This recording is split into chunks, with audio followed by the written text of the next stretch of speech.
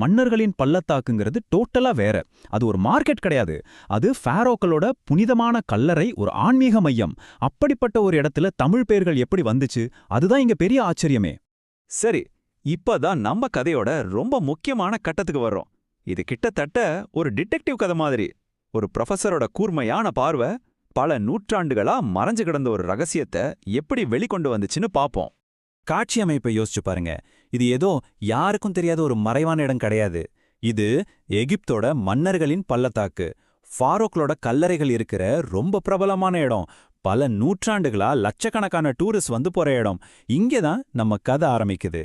அங்க ஆயிரக்கணக்கான கிரேக்க கல்வெட்டுகளுக்கு நடுவுல ஏதோ ஒண்ணு வித்தியாசமா தெரிய அந்த ப்ரொஃபசர் சொல்றாரு, ஆஹா, இது ஏதோ இந்திய எழுத்து மாதிரி தெரியுதே அப்படின்னு. அந்த ஒரு நிமிஷம், அந்த ஒரு வாக்கியம் தான் எல்லாத்தையும் மாத்துச்சு. அவரோட அந்த உள்ளுணர்வு வரலாற்றோட ஒரு புதிய பக்கத்தையே திறக்க போகுதுன்னு அப்ப அவருக்கு தெரியாது.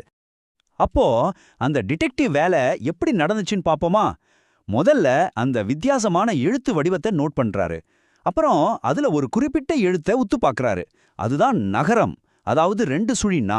இது இன்னைக்கு நாம எழுதுற தமிழ் எழுத்தோட தாய் வடிவமான அன்றைய தமிழ் பிராமிக்கு உரித்தான ஒரு ஸ்பெஷல் எழுத்து. அதை பார்த்த அந்த நொடியில தான் அவருக்கு ஒரு பொறித்தட்டுது. அட, இது தமிழ் பிராமியா இருக்கலாமோ அப்படின்னு. அந்த எழுத்துக்கள் வெறும் கிறுக்குகள் இல்ல, அவை பேச ஆரம்பிச்சது. ஒருத்தரோட கதையை சொல்லுச்சு. சரி, அந்த கல்வெட்டுகள் என்னதான் சொல்லுச்சு? மொத்தம் எத்தனை கண்டுபிடிச்சாங்க? வாங்க பார்க்கலாம். அதுல இருந்த வாசகம் இதுதான்: சிகை கொற்றன் இங்கே வந்து பார்த்தான். பாருங்க, எவ்வளவு எளிமையான, ஆனா அதே சமயம் எவ்வளவு ஆழமான ஒரு வாக்கியம்.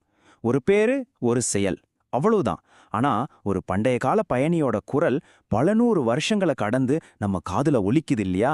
அப்போ அந்த சுவத்துல தன்னோட அடையாளத்தை விட்டுட்டு போன அந்த சிகை கொற்றன் யார் அவரு?